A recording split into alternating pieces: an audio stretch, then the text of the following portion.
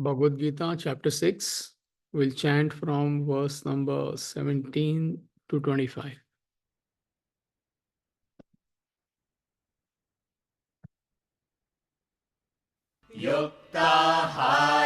युक्ताहारविहारस्य युक्तचेष्टस्य कर्मसु युक्तस्वप्नावबोधस्य योगो भवति दुःखः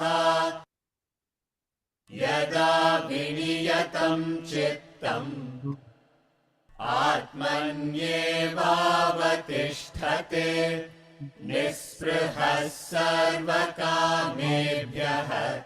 युक्त इत्युच्यते तदा यथा दीपो निवातस्थः नेङ्गते सोपमा स्मृता योगिनो यतचित्तस्य युञ्जतो योगमात्मनः यत्रो परमते चित्तम् निरुद्धं योगसेवया यत्र चैवात्मनात्मानं पश्यन्नात्मनि तुष्यति सुखमात्यन्तिकं यत्तत् बुद्धिग्राह्यमतीन्द्रियम् वेत्ति यत्र न चैवायम् स्थितश्चलति तत्त्वतः यं लब्ध्वा चापरं लाभं मन्यते नाधिकं ततः यस्मिन् स्थितो न दुःखेन गुरुणापि विचाल्यते तं विद्या दुःखसंयोग वियोगं योगसंज्ञितम् स निश्चयेन योक्तव्यः योगो निर्विण्णचेतसा सङ्कल्पप्रभवान् कामान् त्यक्त्वा सर्वानशेषतः मनसैवेन्द्रियग्रामम् विनियम्य समन्ततः शनैः शनैरुपरमेत् बुद्ध्या धृतिगृहीतया आत्मसंस्थं मनः कृत्वा न किञ्चिदपि चिन्तयेत्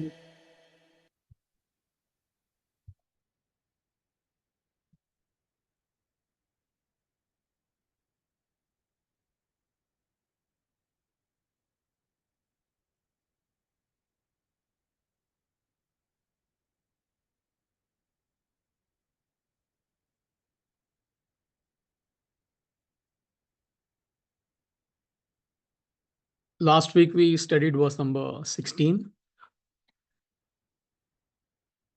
Verily, yoga is not for him, meaning spiritual practice, who eats too much or does not eat at all, nor for him who sleeps too much or keeps awake, for Arjuna. So just to recap what we already discussed last week, he is giving disqualifications. Disqualifications meaning what can retard your spiritual progress. If you are not a balanced person, definitely it will affect your spiritual progress. So the main message here is you need to moderate, you need to regulate all your activities, including spiritual practices. There should not be any excess, neither too much nor too less. So there is a tendency, people, they go all out, even when it comes to worldly activities. Either you go on indulging at all levels of your personality, or you may deny yourself contact with the world. So what he's saying is middle path. But what is middle path? I mean, everybody knows that word middle path. How to apply middle path? So middle path is application of intellect to monitor all your activities in life. Mind has a tendency to get attached to whatever it does. Even positive activities, it can get attached. Spiritual path in this context. And only if you have a powerful intellect, you will be able to monitor that. See, for example, we have been told by the scriptures that we have to study. Study and reflection is must. But if you don't involve your intellect, if intellectual supervision is lacking, then you will not know where to stop. So each one has got a capacity. They say it is 30 minutes to 45 minutes. So we don't recommend more than that, especially those who are not doing Vedanta full time. Even those who are doing full time, 1 hour in the morning is maximum, not beyond that. But if intellect is not available, you may go on studying for 1 hour, 2 hours, 3 hours, even during the day, just go on reading. Other extreme is you don't read at all, just 2 minutes, 3 minutes. So that is intellectual application in your spiritual path in all facets of life. So you need to use your sense of proportion. We always use this word. Sense of proportion is application of intellect to suit a particular situation in your life. For example, you skip one meal in a week, just to explain the concept.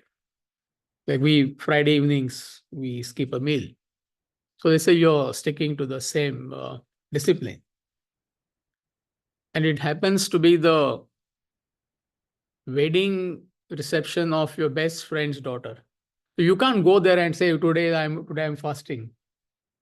They will think, I mean, you become a weird person, and you have become a weird person. You see what I'm saying? So that is where you need to use your sense of proportion. What's the big deal? I mean, okay, overeat, fast next 2 days. Don't take it literally. So that is intellectual application in all facets of your life, all the activities.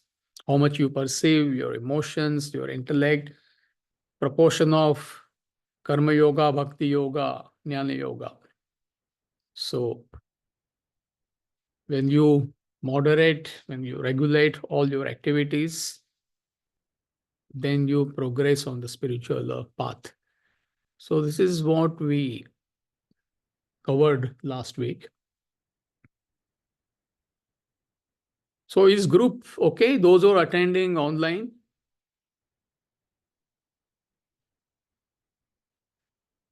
Verse number Yes. 17, please. Yes, Priti? Yes, I just said yes. I just responded to you. Okay. Thank Got you. 17, please. Yes.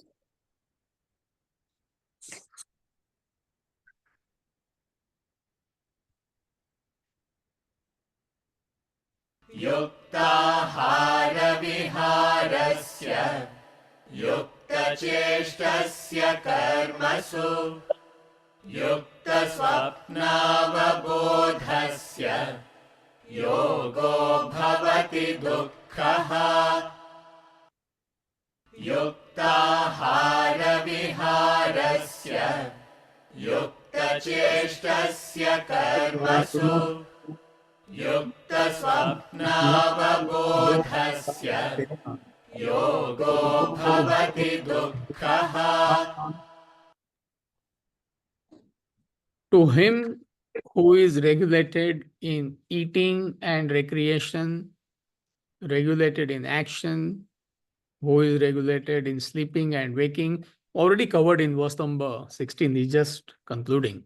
That's the thought flow. Yoga becomes the destroyer of sorrow. Yogo bhavati dukkha. Meaning spiritual practice becomes destroyer of sorrow. Sorrow meaning your mental agitations reduce, your desires reduce. So that is the effect. So if you regulate, moderate, when you regulate, moderate your activities, as explained in verse number 16, what is the effect? So your mental agitations reduce, your desires reduce.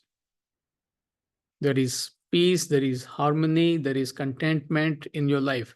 This is the proof that you are putting right efforts and you are going in the right direction. You are improving, you are progressing on the spiritual path.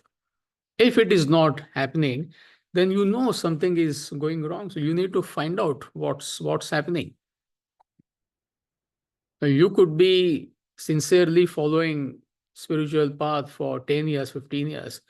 But if you are still agitated, there is a tendency to get agitated, still you worry, still there is anxiety, you can't get along with people.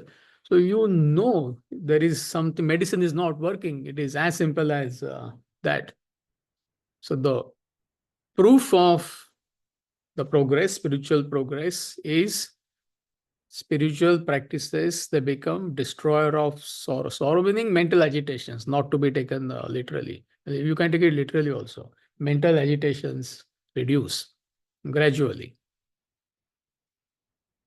So when there are right efforts and you regulate your efforts, you progress. That's the formula. Right medicine plus right dosage equals recovery. First of all, medicine has to be right. Secondly, medicine may be correct, but the dosage may not be correct, isn't it? Like the Tylenol, what Tylenol you and I take, you can't give that Tylenol to 3-year-old baby. It will be a disaster. So first of all, make sure you are putting systematic efforts and you are regulating your efforts. Then you progress in the spiritual path. And how that progress is measured? By reduction of desires. Your mental agitations reduce. There is harmony, contentment, fulfillment in your life.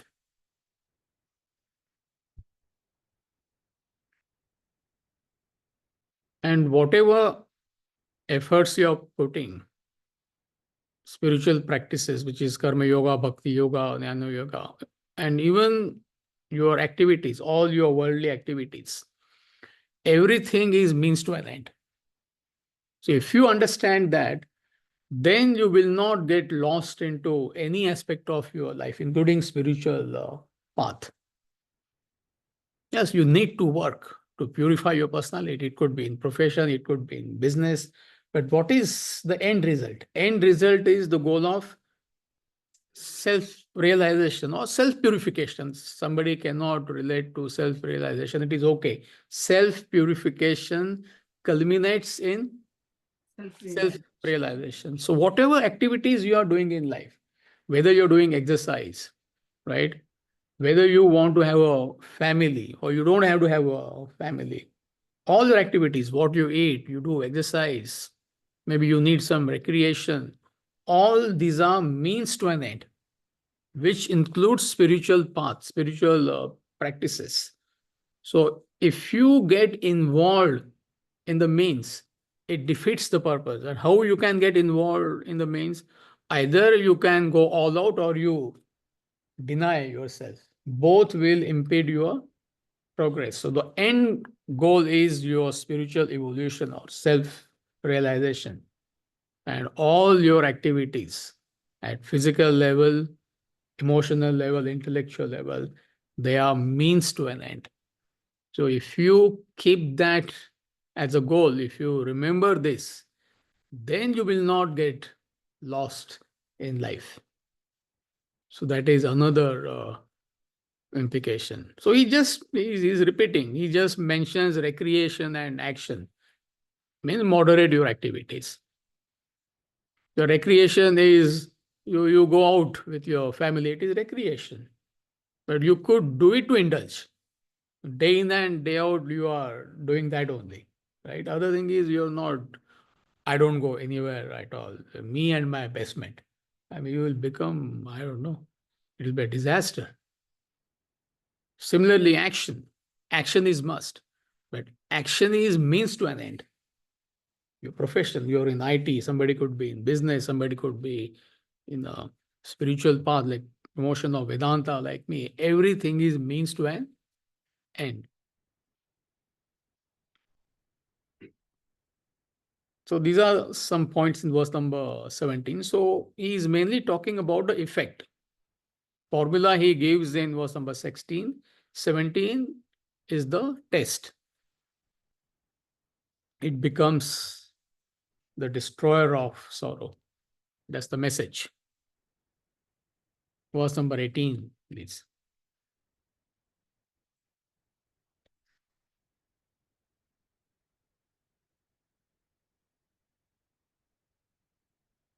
यदा विनियतं चित्तम् आत्मन्येवावतिष्ठते निःस्पृहः सर्वकामेभ्यः युक्त इत्युच्यते तदा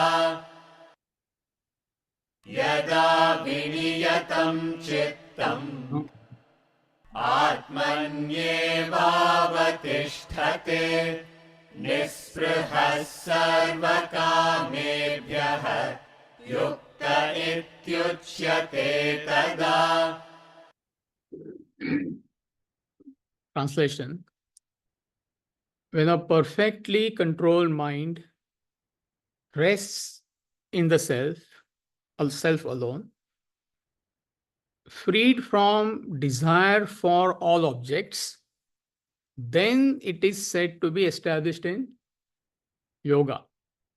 Fascinating the way he is putting it. So, what happens when you follow the disciplines in verse number 16 and 17? The ultimate test is giving.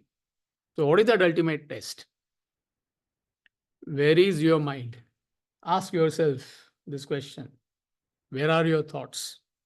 So, if your thoughts are on the self alone, Atman alone, supreme reality alone, they don't waver.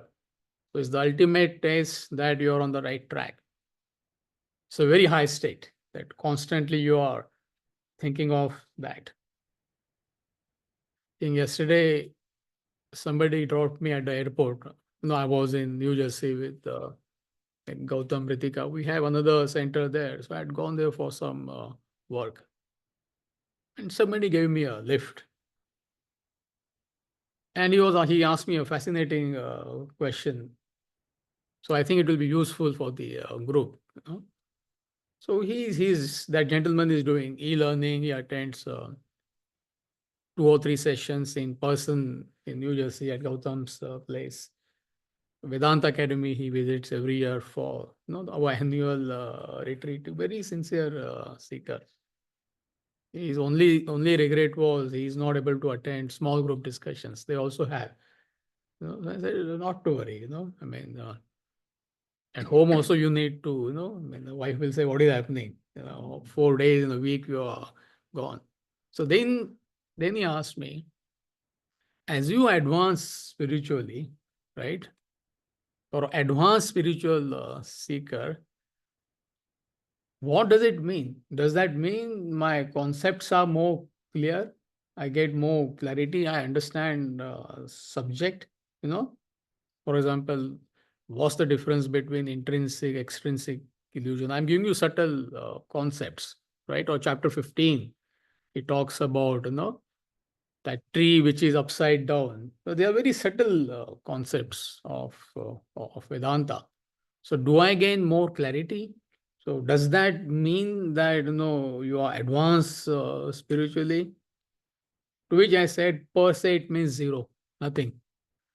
You may ask best questions, you may give best answer, you may have best of discussion. Why not? But per se it means nothing, zero. So the only test is where is your mind? Where are your thoughts? You could be doing it scholastically. The whole thing. That does not mean you should not do. Of course, it gives you clarity. And when you have that clarity, you apply that in day-to-day life. That's the correlation. But per se, if you are getting lost in that, it's not advanced. In fact, it's very low. You know. So he initially got a jolt, but then he understood where is your mind, where are your thoughts. So you ask yourself this question. That's the ultimate test. So he gives that test.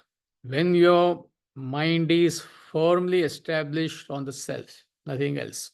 So if you cannot relate to that goal of self purification, spiritual path, you have that firm conviction and does not waver under any circumstances.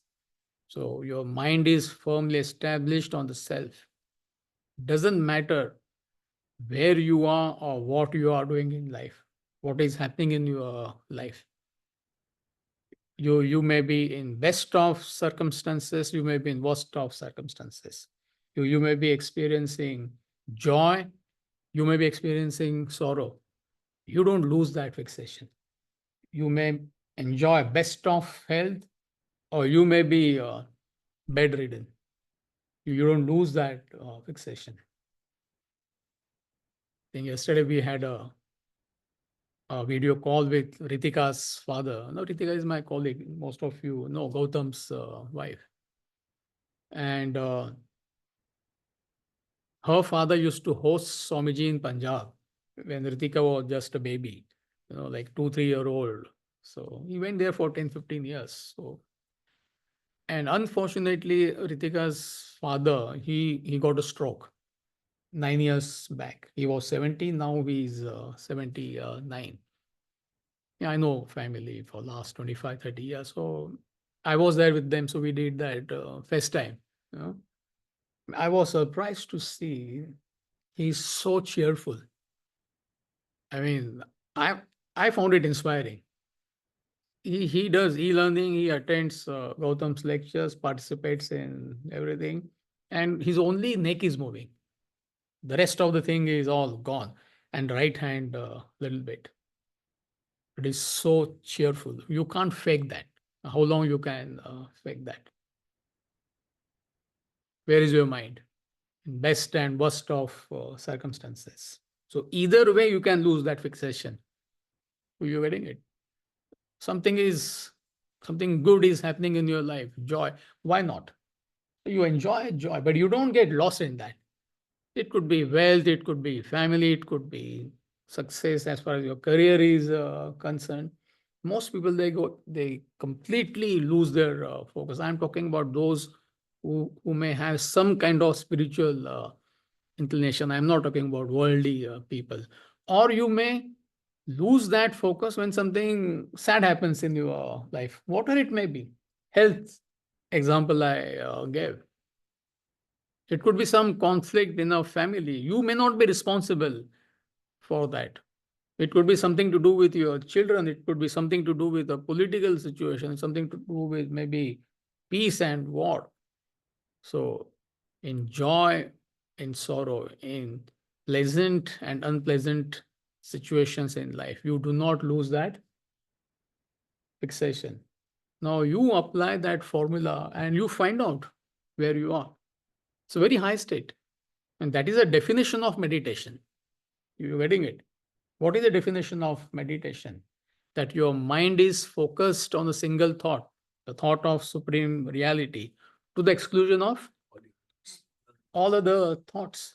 So it's not necessary that you close your eyes and it is happening 24/7. It should be happening. It is called as open eye meditation. That's the word we often use. Close eye meditation is, we all know, before the lecture we do. Open eye meditation is you are functioning in the world. You are doing your day-to-day obligations, whatever it could be, family duties, your duties at work. You may be in best of circumstances, you may be in worst of circumstances, but you never lose that focus. So that is called as open eye meditation. You get the difference.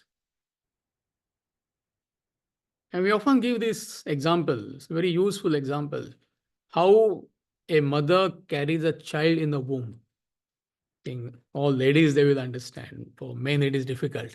You know, I mean, we can stretch our imagination, but not really possible, isn't it? You may be a father, but I don't think you understand what I am saying. Yes or no? No, say no. I don't. Even after saying, he's saying no. Huh? Not possible. Ask Raji, ask Radha, ask all these ladies. So whatever mother does, right? She never loses that focus. Are you getting it? So it is in the best interest of the child in the womb. So you carry on with your life. You may be in best of circumstances, you meet friends, whatever you are doing, but you never lose that focus, you never lose that fixation. Now, again, you take it from absolute level or relative level, doesn't matter. Absolute level is difficult. Constantly, you are focused on the self, the supreme reality. Relative level is you never deviate from the spiritual path. So, that is, you and I can relate to that. So, you find out where is your mind right now? Where are your thoughts right now? Be true to yourself. It has to be on family, wealth, name, fame, power, acquisition, enjoyment, indulgences, joy, sorrow. You're completely lost in that. And why it is happening? Why your thoughts are constantly on this? I repeat, family, wealth, name, fame, power, acquisition, enjoyment, indulgences, joy, sorrow. Just to mention the few, meaning constantly on the world, objects and beings of the world, either tangible or intangible. Your thoughts are constantly hovering around this. Why can't you shift your thoughts from the world to the self, to the supreme reality? The easier way to rephrase it, why can't you be consistent in your spiritual path? What is the answer? Open even for onliners. Selfish desires. Okay.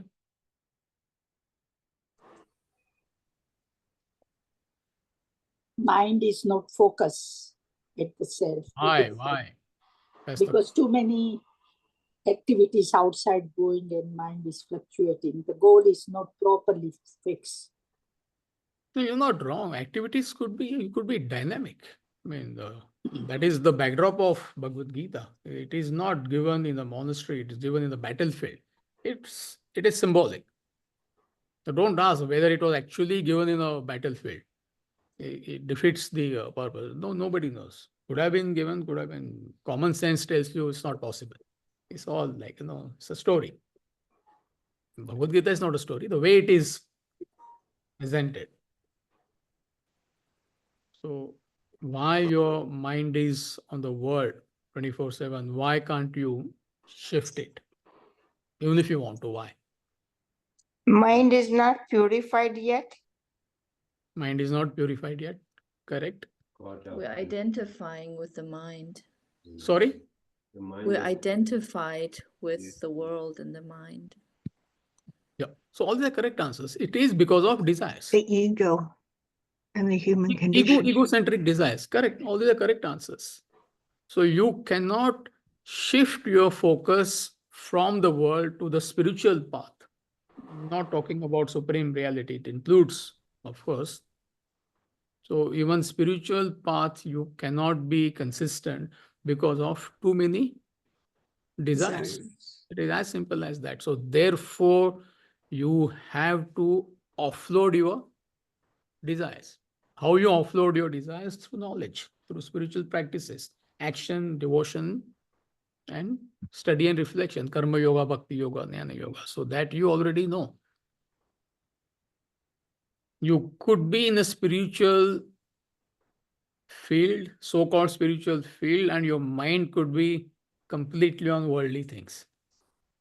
See, that's what we find happening. There is a fight for power. You may want following.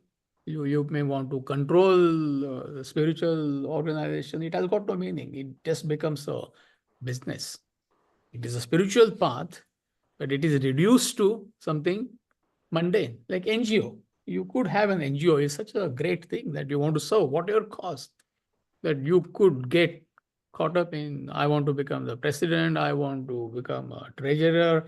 I want to become God only knows what. It has got no meaning. Another person could be in the world, working in Manhattan, and absolutely focused on his spiritual journey. So, where is your mind? Where are your thoughts? Ask yourself this question. And you get that fixation commensurate with your efforts. See, it's not that one fine day your focus is going to shift. Like 10 years of Vedanta, you do one fine day, you wake up and 100% focused. No, it's not going to happen that way. Like slowly, Shanai, I think is going to explain that. So, therefore, your consistency is extremely important. You're wanting to get that fixation, you're not going to get that fixation. We all want, right? Okay, my thought should be only on the supreme reality. So we know it's not easy. Even consistency in the spiritual path is not easy. Forget about thoughts being pegged on the supreme reality. So, how you get that consistency? So your daily association with this knowledge is must. You don't have to worry. Automatic. And when you get that focus, you get it. You don't even notice. That's the beauty. You know. Don't ask, no, I want to get that focus. I don't want to. I want to get that focus. It's not going to happen. Are you studying? I think I often share this with you. Like every time I meet Swamiji, I'm talking about like senior students, though we are in this field for last 25, 30 years. So anytime I meet Swamiji, he monotonously he'll ask me only one question. Beta, are you getting up in the morning? He is not interested what is happening in Detroit, what is happening in New Jersey. He doesn't care. I mean, don't take it literally. If he knows I am disciplined, he knows the center will do well. I myself not disciplined. Class is at 9:30, get up at 8:30. Somehow I reach here 15 minutes before the class. I mean, what Bhagavad Gita? It's a joke. So you don't have to worry about getting that fixation. Fixation is the effect of your what? What efforts? What is your definition of consistency? Every day. Once in a week, I put efforts. No. Of course, good to begin with. So, are you consistent? If you are consistent in your study and reflection, your thoughts will change for sure, gradually. So, very, very important advice. Verse number 19, please.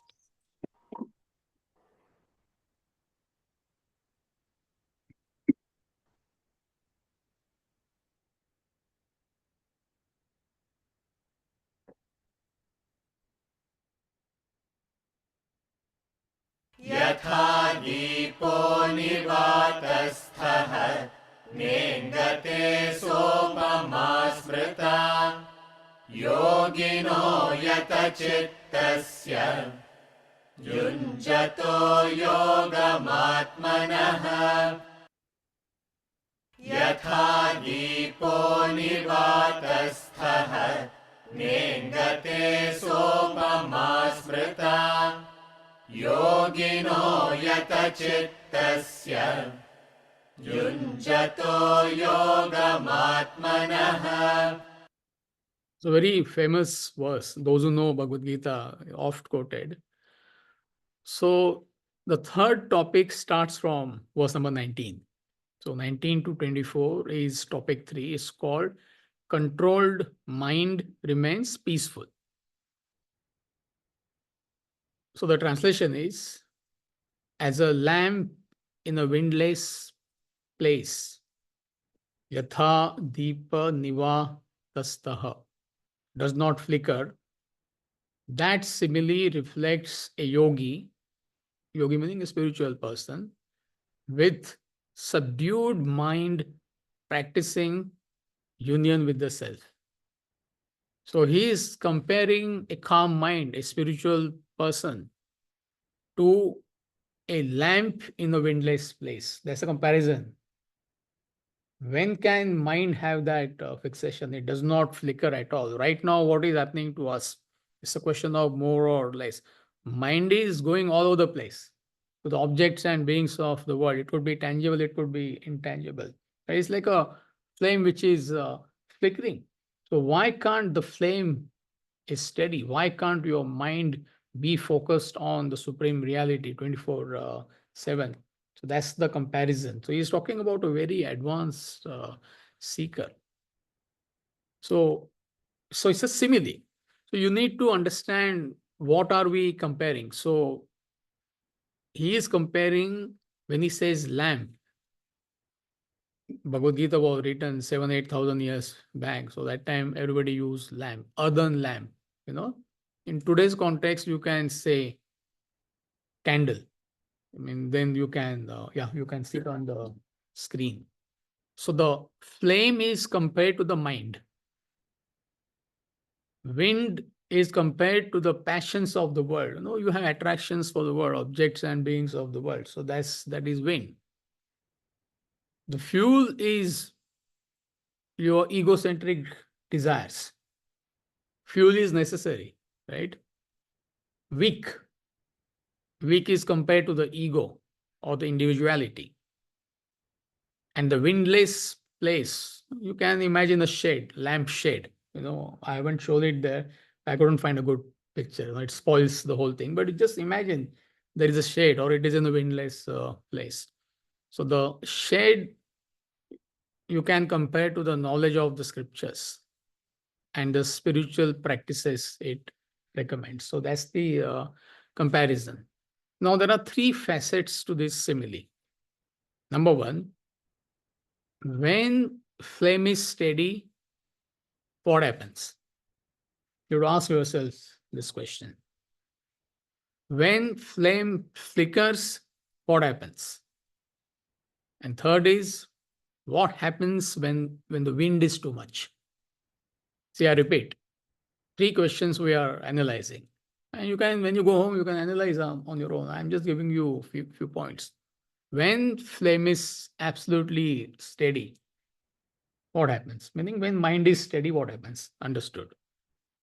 When flame is flickering, mind is going all over the place, what happens? And what happens when wind is too much, meaning the flame is gone completely? You know, agitations are so strong that the whole personality comes to a grinding halt. You know? So this is what we are analyzing one by one. So that's the simile. So when flame is steady, I'm talking only about the flame. When is flame steady? When there is no wind. Excellent. Meaning, when your mind is calm, this is what we are studying. When your mind is calm, when it is not affected by the passions of the world at all. I mean, hardly any desires are left. So when your mind is calm, meaning passions of the world, they are not bothering you, it is pointing upwards. Like a steady flame is pointing upwards. So mind is steady and contemplative. Are you getting the comparison? So when your mind is absolutely calm, it's not affected by the desires, passions of the world. Your mind is steady and it is contemplative. Contemplative meaning it is thinking of the higher. So that's a comparison, flame pointing upwards. Steady means it does not flicker at all. It does not waver in any situation, in any circumstances, which we already discussed. Best and worst of things, you don't lose that focus. When flame is steady, you can see properly. That is important. Meaning, when mind is calm, intellect is sharp and clear, and it guides you in life, isn't it? So your decisions, when your intellect is sharp, when your intellect is sharp, when your mind is calm, right? So your decisions help you to evolve spiritually. See, otherwise, how will you take correct decisions if your intellect itself is not strong? Your decisions, whatever your decisions are, they will be under the influence of your mind. So such activities, such decisions, they will affect you, first of all, spiritually, right? You will not be able to progress. And also it could be detrimental to your family, to the community, to the humanity as such. So when mind is calm, intellect is sharp and clear, and it guides you in life, all walks of life. Your decisions help you to evolve spiritually. They are beneficial not only to yourself, to the family, to the community. A simple example, I mean, I don't want to repeat these examples again and again, but it becomes very clear. As a parent, how would you bring up children? Unless and until you have this knowledge, it is impossible, isn't it? So only when you have this knowledge, you will be able to bring up a child properly. Otherwise, all the best to children, not to you. To you, I mean, how can? Already you are in trouble. So whatever you do, your decisions will be, they will help the child, the family member.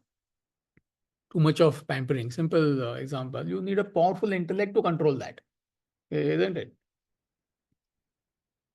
I mean, I was in New Jersey for a week. People come, they share their experiences, and some of them are good, some of them they are not good. But we learn. They're talking about one particular family, that how they literally destroyed their two children, one boy and one girl, from the age of 10, 12. I'm talking about they're living in New York. They used to get a pocket money of $2,000-3,000 per month. Is can you, what will a 12-year-old child do with $3,000 pocket money? Both boy and girl, on their 17th or maybe 18th birthday, they got best of cars. The boy got BMW sports car, which is, I don't know, 120,000, 150,000. The girl got something like that. Both became drug addicts, both brother and sister.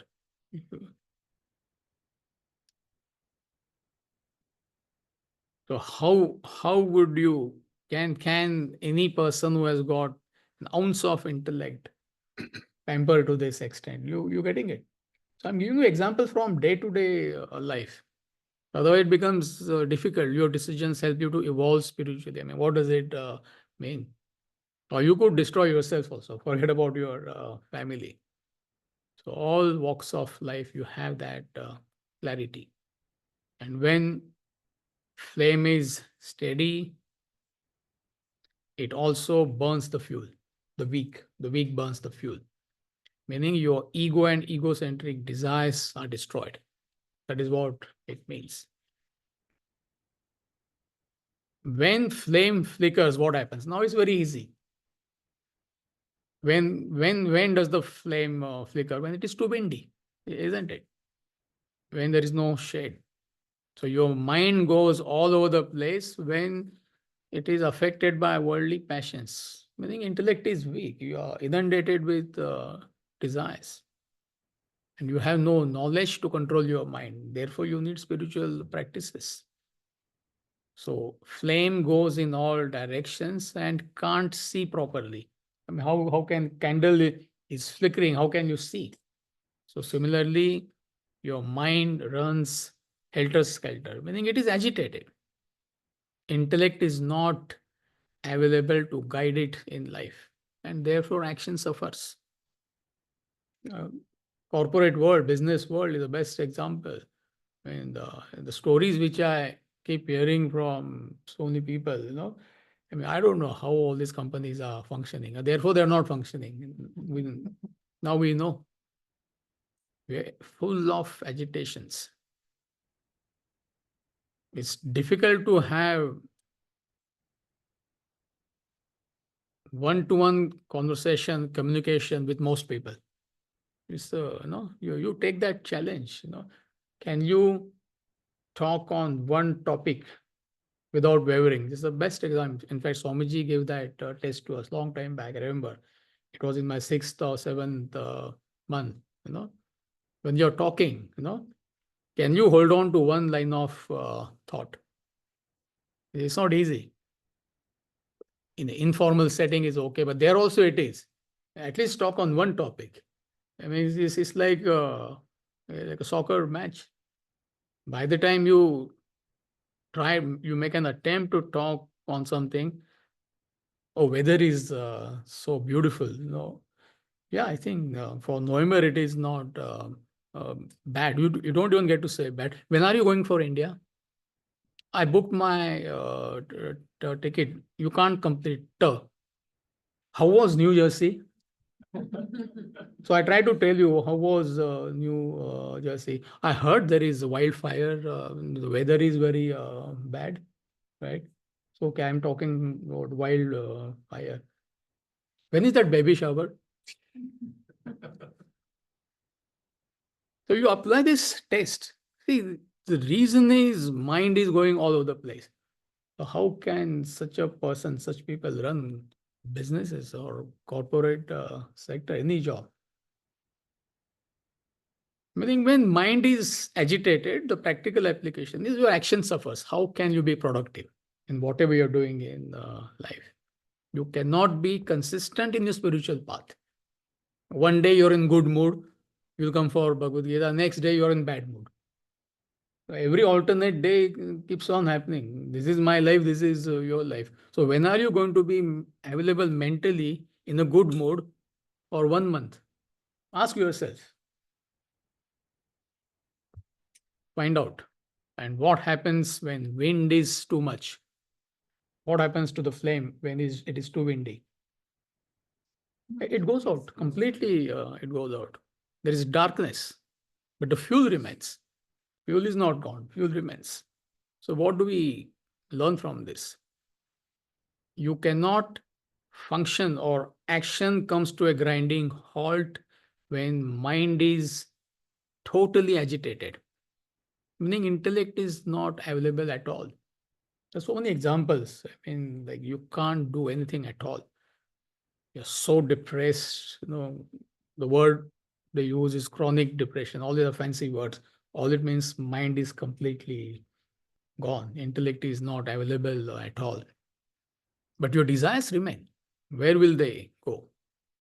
Say like you may resign in a fit of anger. You may have some altercation with your boss or whatever, wherever. And suddenly you submit your resignation later. Intellect is not available at all. Mind has completely taken over. But your desires remain. Where will they go? So actions come to a grinding halt at all. It could be anything. It could be something even positive also. Negative, we understand. Again, the example is weddings. I've seen some of the weddings where parents, they literally they had to be admitted. I know one birthday function. The mother got so excited, a feverish excitement, she had to be admitted. That because of that excitement. So everybody is enjoying the first birthday of a child except the mother. Or it could be something like, too disturbed. That sorrow, the action comes to a grinding halt. So you're not able to function at all due to your mental agitations. And also it applies spiritually.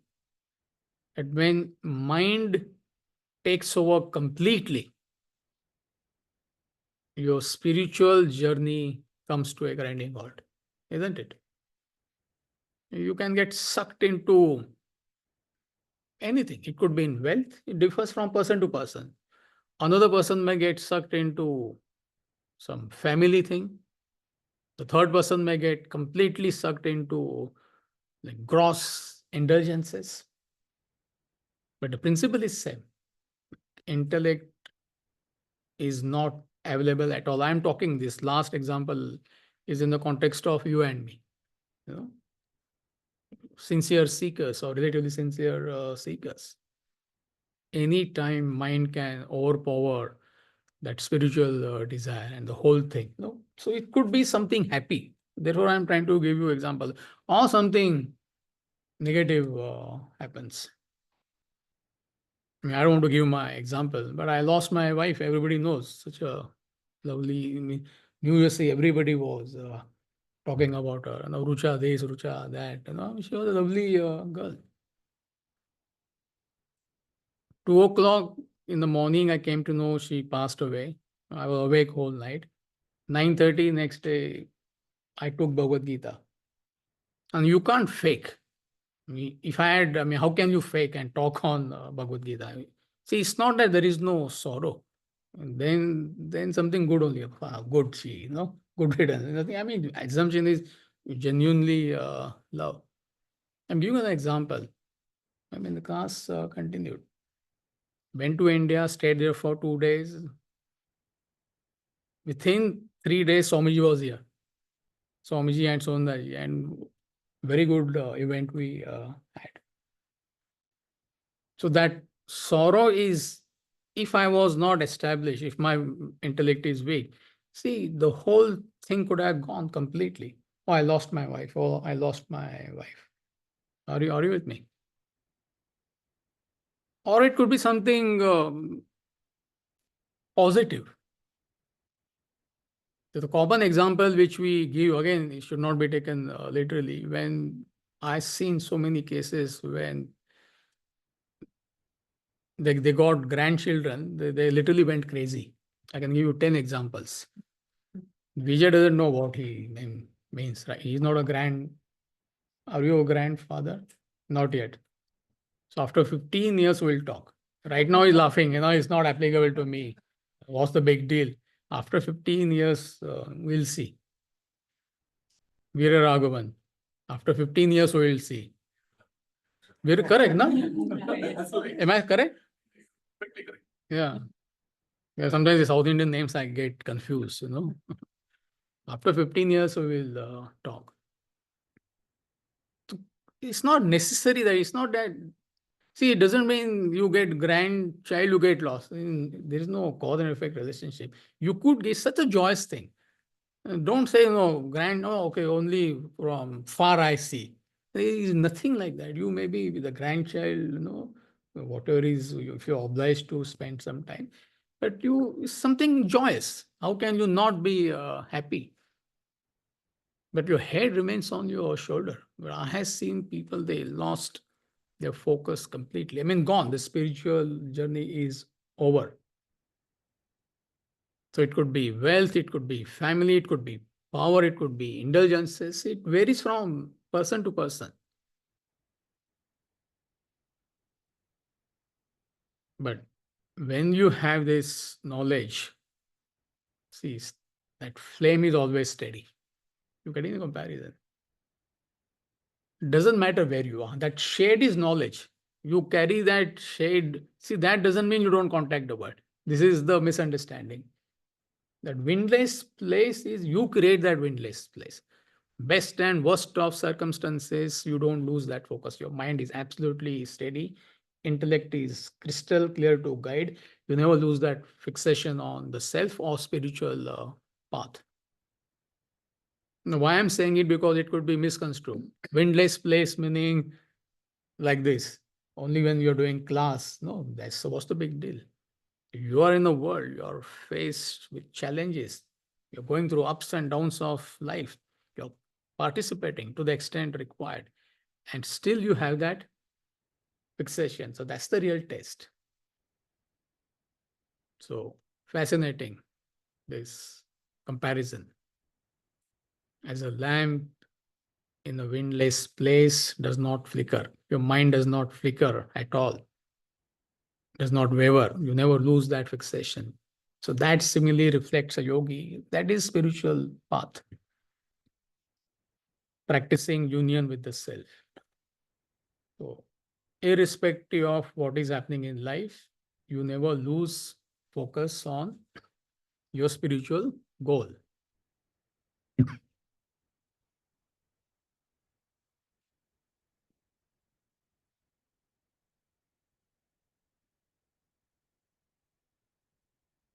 So it's 10:30.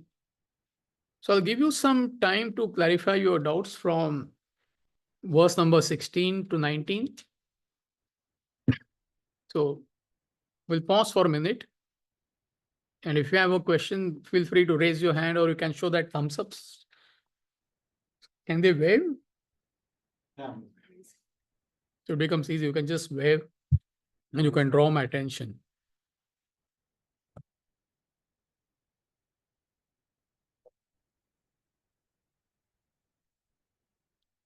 Yeah, Kamlesh, please unmute yourself. Deepaji, yeah. I have one question. Yeah. When you are doing cooking, is just example, and your mind is completely focused how to make that items. Okay, and you are following that thing one after another through your thoughts and mind. At that moment, how can you focus at the self? See, it is like asking, if I'm health conscious, how do I manage my day-to-day activities? I'm making it very simple. When I'm health conscious, when somebody is health conscious, how will that person manage his life? He goes for a wedding, he attends a party, he's in a meeting, he is traveling. See, you will never lose that awareness, right? So spiritual goal is at the back of your mind. That's your mission in life. You have already set the direction. So once you set the direction, you don't have to worry about it. It's like an autopilot. You're already given the direction. The GPS is set, right? And the car is in super cruise mode. If you are driving GM car, for those who are driving Tesla, it is in autopilot mode, FSD, full self driving, right? So car is in either FSD or it is in super cruise. You don't have to worry. Direction is set. So your direction is set. That's your goal in life. So it's not at each and every time, while cooking the meal, I am self, am I the self, am I going the right direction? No. So that direction is set. After that, it doesn't matter what you do in life. So that's the beauty. So therefore, I gave example of a mother. I think that drives home point. See, it's not that constantly mother is thinking of a child in the womb. Correct me if I'm wrong. I'm not the right person to. Is it Shruti? Are you Sure. Whatever you need to do. correct? But you won't do anything which will harm the child, isn't it? So all the ladies, they are mothers, they are agreeing with me. Yes or no? You're also a mother, Dipaji. So the fixation. Once you get that fixation, that's it. It doesn't matter after that what you do in life. I mean, whatever you do, it will be in line with that. You'll never lose that focus. Are you okay? Yeah, you have to practice and feel that way. The Think direction. about it. Think about it, not practice. Yeah. Automatic. Yeah. Can't practice it. You have to be aware of it.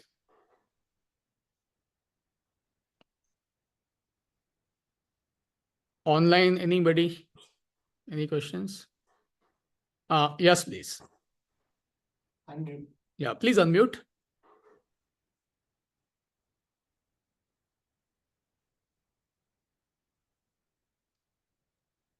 Yeah. When you say that work is worship, and you're working, whatever you're doing, you're so involved that you lose track of other things. But how, yes, you are with your thought is totally in the work that you're doing. Are you, can you just elaborate on this? Because the self, your thoughts are on the self all the time, but you're driving, so you're focusing on driving. It is going, without you thinking of the Supreme all the time. Can you just elaborate a little bit on that? See, when you say self or supreme reality, meaning spiritual evolution, I want to become a better person. That is the easiest explanation. What is self? What is supreme reality? We don't know. So therefore, we keep on saying self-improvement or spiritual evolution. Self-improvement culminates in a goal of self-realization. Self-realization is 100% perfection. So why worry about 100% perfection when you and I are at 10%, 20%, 30% level? So you understand that my mission in life is I want to become a better human being. So that's the direction which is already set by your conviction. By it's not that it's going to come. I mean, that itself is an extraordinary achievement, even to get that awareness that what is my mission as a human being. I want to improve myself, and genuinely you have that conviction. So once you get that conviction, then you go on with your day-to-day activities and even the action. What is that action? Action is to purify yourself. But So you may isn't that being consciously more aware of, doing things more consciously? that happens automatically. See, Automatic. therefore, your association with this knowledge gives you that awareness every single day. That is why study reflection is important. Otherwise, you cannot maintain that awareness. It is impossible. How can you maintain? Nobody can maintain. But when you do study 45 minutes every day, let's say 30 to 45 minutes, what are we studying? The higher values of life. End of the day is nothing but knowledge of the supreme reality, Brahma Vidya, either directly or indirectly. So you don't have to do anything different. So you automatically that direction is set. And then you may remind yourself from time to time if required. Say, for example, you may chant a prayer before a meal if required. I'm not saying you have to do it, but if it helps you, you may do it. But if you are doing it mechanically, it will not help you. So that differs from person to person. Or you may listen to devotional music, so that also uplifts you, you know. So these extra things you can do definitely as a reminder in a day, in addition to your study and reflection. But what will give you that focus, that awareness is your daily association with this knowledge, and knowledge gives you that conviction.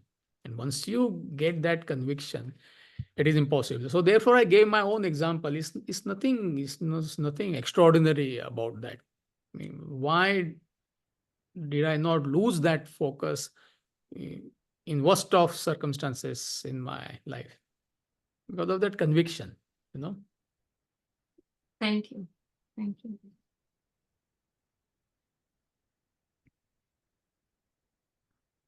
Anyone else?